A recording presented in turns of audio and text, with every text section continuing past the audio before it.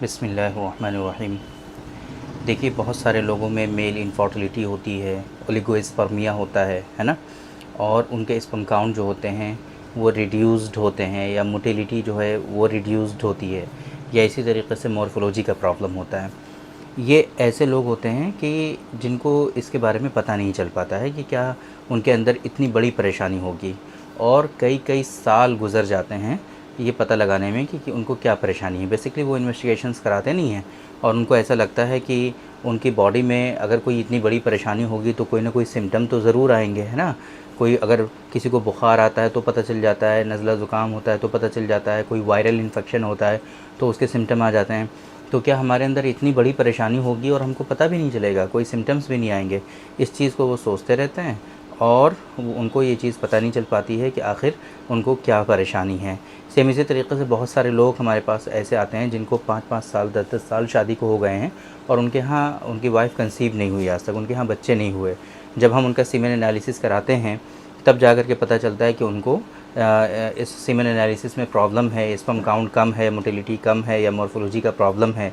तब जाके ये चीज़ें क्लियर होती हैं। फिर वो कहते हैं कि डॉक्टर साहब, इतनी बड़ी परेशानी हमारे अंदर थी और हमको पता भी नहीं चला, क्या ऐसे कोई साइन और सिम्टम नहीं होते हैं? तो आज की इस वीडियो में हम बात करने वाले हैं स्पेसिफिकली कुछ ऐसे 5 साइन और सिम्टम के बारे में कि अगर आपके अंदर इस तरह की चीज़ें पाई जाएँ तो आप फ़ौरन समझ लीजिए कि कहीं न कहीं आपको ओलिगोस्पर्मिया हो सकता है ना। आपको फ़ौरन सीमेन एनालिसिस कराना है और उस रिपोर्ट को अच्छे डॉक्टर को दिखाना है, या आपको खुद ही समझना है। हमने भी बहुत सारी वीडियोस में ऑलरेडी बता दिया है कि सीमेन एनालिसिस की रिपोर्ट कैसे हम लोग देखते हैं और क्या क्या उसके अंदर देखना होता है।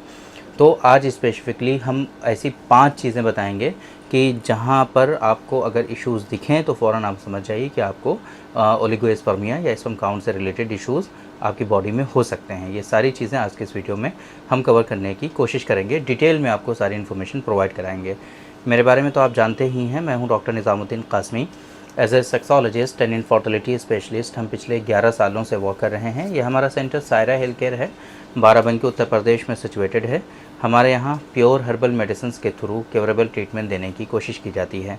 अगर आपको सेक्सुअल डिसऑर्डर्स हैं, अगर आपको इनफर्टिलिटी है, आप ट्रीटमेंट ले करके परेशान हो चुके हैं, इलाज करा करके बेसिकली थक चुके हैं, बट आपकी डिज़ीज़ और बीमारी ठीक नहीं हो रही है, आपको क्योरेबल ट्रीटमेंट नहीं मिल रहा है, तो आप एक मरतबा हमारे सेंटर सायरा हेल्थ केयर तशरीफ़ ला सकते हैं। ये सायरा हेल्थ केयर बाराबंकी उत्तर प्रदेश में सिचुएटेड है। बाराबंकी बस स्टॉप और रेलवे स्टेशन से बिल्कुल वॉकिंग डिस्टेंस पर है। आप आराम से टहलते हुए हमारे यहाँ सायरा हेल्थ केयर पहुँच सकते हैं, तशरीफ़ ला सकते हैं। महिला थाना है बाराबंकी में, उसके ठीक सामने है Saira health care.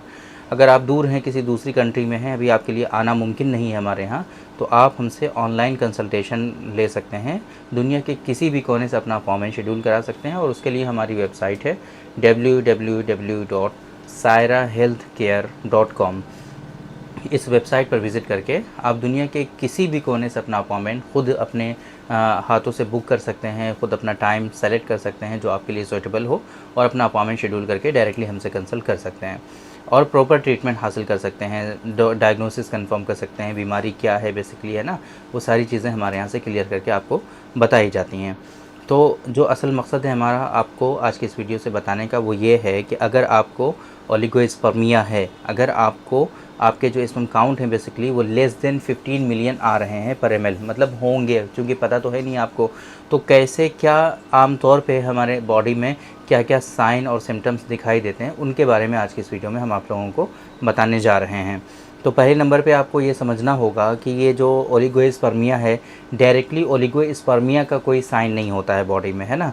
Some time चूँकि ओलिगोस्पर्मिया आपके हार्मोनल इम्बैलेंस से रिलेटेड होता है, किसी और परेशानी से रिलेटेड होता है, तो ऐसी कंडीशन में उस हार्मोनल इम्बैलेंस के साइन और सिम्टम आपकी बॉडी में कुछ दिखाई पड़ते हैं, बट डायरेक्टली ओलिगोस्पर्मिया के साइन आपकी बॉडी में जनरली नहीं आते हैं कोई भी, और इसके कोई ऐसे सिम्टम्स आपकी बॉडी में ना तो फिज़िकल होगा और ना ही कोई इस तरीके से, जिस तरीके से इन्फेक्शन आपको बॉडी में होते हैं तो उसके नतीजे में कुछ साइन आते हैं, उस तरीके से साइन ओलिगोस्पर्मिया के आपको नहीं दिखाई देंगे। अब अगर आपको हार्मोनल इम्बैलेंस है, कुछ और फिज़िकल इश्यूज़ हैं, तो उसके नतीजे में कुछ साइन आपको आ सकते हैं, और वो साइन क्या क्या हो सकते हैं। पहले नंबर पे जो साइन हम समझते हैं वो है डिफ़िकल्टी कंसीविंग, है ना। डिफ़िकल्टी कंसीविंग का मतलब क्या है कि आप अपनी वाइफ के साथ 1 साल तक अनप्रोटेक्टेड सेक्सुअल इंटरकोर्स कर रहे हैं, लेकिन उसके बावजूद भी आपकी वाइफ कंसीव नहीं हुई हैं, तो इसको आप ये मत समझिए कि भाई ये अल्लाह की मर्ज़ी है। देखो, अल्लाह की मर्ज़ी तो है, ज़ाहिर सी बात है, लेकिन ऐसा नहीं है कि मतलब आप हमेशा ट्राई करते रहेंगे और आपको कंसीव नहीं हो, आपकी वाइफ कंसीव ना हो। ऐसा थोड़ा सा डिफ़िकल्ट माना जाता है। मेडिकल साइंस में ये माना जाता है कि 1 साल तक अनप्रोटेक्टेड सेक्सुअल इंटरकोर्स अगर आप परफॉर्म कर रहे हैं तो आपकी वाइफ उसमें कंसीव हो जानी चाहिए, अगर सारी चीज़ें नॉर्मल हैं। बट अगर 1 साल तक ऐसा करने के बाद भी आपकी वाइफ कंसीव नहीं हुई, आपके यहाँ आपकी वाइफ जो है वो उनको प्रेगनेंसी नहीं अचीव हुई है, तो ऐसी कंडीशन में आप लोगों को इनफर्टिलिटी इवैल्यूएशन करवाने चाहिए, है ना। जनरली हमारे अंदर ओलिगोस्पर्मिया है कि नहीं है, ये इनफर्टिलिटी जो है इवैल्यूएशन जब होता है, हम सीमेन एनालिसिस कराते हैं या दूसरे इन्वेस्टिगेशंस कराते हैं, तभी जा कर के ये चीज़ें कंफर्म हो पाती हैं कि आपको ओलिगोस्पर्मिया है कि नहीं है। तो अब ऐसी कंडीशन अगर 1 साल आपने गुजार दिया है और आपको ये कंफर्म नहीं हो पाया है, आपकी वाइफ कंसीव नहीं हो पाई हैं, तो फ़ौरन आपको इनफर्टिलिटी से रिलेटेड जो इन्वेस्टिगेशंस होते हैं वो सारे आपको कराने चाहिए, और आपको जो है सीमेन एनालिसिस तो एटलीस्ट ज़रूर कराना चाहिए। एक तो ये बहुत मेजर साइन होता है कि डिफ़िकल्टी कंसीविंग, समझ में आ गया होगा होपफुली आप लोगों को। दूसरे नंबर पे इरेक्टाइल डिस्फंक्शन, सम टाइम जो है अगर इनएबिलिटी है कंसीव होने में, है ना, एक्टिव प्रेगनेंसी जो है उसमें इशू है, तो आपको साइन के तौर पे दिखता है इरेक्टाइल डिस्फंक्शन। आम तौर पे लोगों को लगता है कि भाई इरेक्टाइल डिस्फंक्शन है तो वो एक अलग बीमारी है, लेकिन कभी कभी ये आपका ओलिगोस्पर्मिया का जो है फिज़िकल साइन हो सकता है।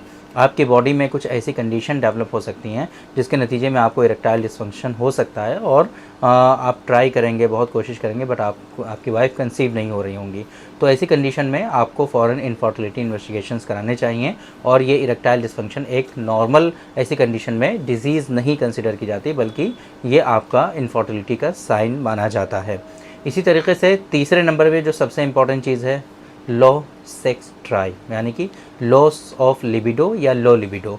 सेक्सुअल इंटरकोर्स की जो ख्वाहिश है उसमें आपको कमी महसूस होगी, या आपको जो है सेक्सुअल इंटरकोर्स करने में जो है बहुत घबराहट सी महसूस होने लगेगी, एंजाइटी होने लगेगी, बहुत बहुत दिन आपको गुजर जाएंगे, बट आपको सेक्सुअल इंटरकोर्स की तरफ रग़बत नहीं होगी। अपनी वाइफ से आपको जो है कुछ भी मतलब ख्वाहिश नहीं होगी, उससे मिलने का मन नहीं करेगा, उससे दूरी इख्तियार करने का मन करेगा।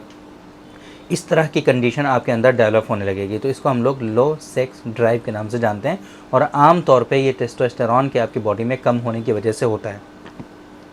अब अगर आपके अंदर इस तरह की कंडीशन है तो आप समझ जाइए कि कहीं ना कहीं आपको इशू हो सकता है, आपको ओलिगोस्पर्मिया भी हो सकता है ना, क्योंकि हार्मोनल इम्बैलेंस की वजह से ओलिगोस्पर्मिया भी होता है।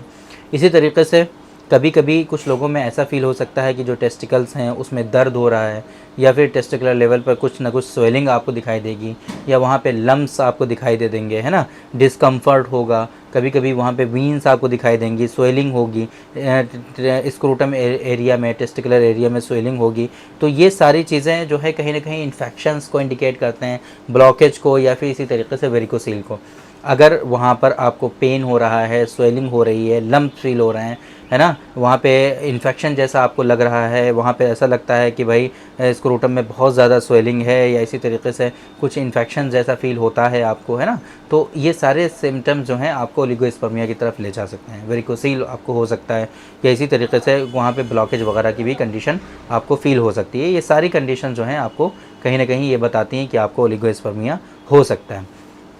पाँचवें नंबर पे जो सेकेंडरी हेयर ग्रोथ होती है ना, ये बहुत इंपॉर्टेंट होती है। दाढ़ी का आना, मूँछों का आना, और दूसरे प्यूबिक हेयर्स हैं, सीने पे बाल हैं, ये सारी चीज़ें आपकी प्रॉपर वे में होनी चाहिए। इनकी ग्रोथ रेगुलरली प्रॉपरली होनी चाहिए। सम टाइम इनकी ग्रोथ अगर डिक्रीज़्ड है, आपकी दाढ़ी मूँछें नहीं हैं, है ना, जो है प्यूबिक हेयर्स नहीं हैं, या इसी तरीके से सीने पर आपके बाल कम हैं, है ना, आपको फ़ील होता है कि भाई औरों के जिस तरीके से बाल हैं, हम सेकेंडरी हेयर ग्रोथ है, हमारे उस तरीके से नहीं है, तो ये भी ऐसी कंडीशन में एक साइन हो सकता है आपके ओलिगोस्पर्मिया का।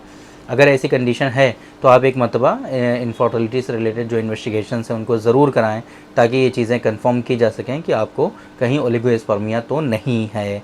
तो होपफुली आप लोगों को समझ में आया कि भाई अगर आपको ओलिगोएस्पर्मिया होता है या किसी को होता है तो क्या स्पेसिफिक सिम्टम्स कभी कभी दिखाई दे सकते हैं। डायरेक्टली ओलिगोएस्पर्मिया का कोई सिम्टम नहीं होता है, ये चीज़ आपकी समझ में आ गई। बाकी ओलिगोएस्पर्मिया जो इन लोगों में होता है और उसके रूट कोज में sometime hormonal imbalance, sometime physical issues, या फिर इसी तरीके से स्ट्रेस, एंजाइटी, डिप्रेशन, इस तरह की चीज़ें होती हैं, जिसके नतीजे में हमें कुछ ये 5 इंपॉर्टेंट साइन जो हमने आपको बताए हैं ये आपको देखने को मिल सकते हैं। तो अगर इस तरह की कंडीशन है तो एक मतलब सीमेन एनालिसिस कराइए और फ़ौरन आप हमसे कंसल्ट करिए ताकि हम आपकी प्रॉपर डायग्नोसिस कर सकें और जो बीमारी है रूट कोज से उसको डायग्नोस करके प्रॉपर ट्रीटमेंट जो भी हो सकता है उसका वो ट्रीटमेंट आपका किया जा सके। तो उम्मीद करते हैं कि आज के इस वीडियो में जो इन्फॉर्मेशन हमने आप लोगों को डिलीवर करने की कोशिश की है वो ज़रूर आप लोगों को समझ में आई होगी और आज की इस वीडियो से आप लोगों को ज़रूर फ़ायदा हुआ होगा। तो थैंक यू वेरी मच, बहुत बहुत शुक्रिया आपका। आज के इस वीडियो में इतना ही। इंशाअल्लाह कल फिर मुलाकात होगी आपसे एक दूसरी वीडियो में, हम डिस्कस करेंगे आपसे एक दूसरे टॉपिक पर। तब तक के लिए आप हमें इजाज़त दीजिए। अस्सलाम वालेकुम।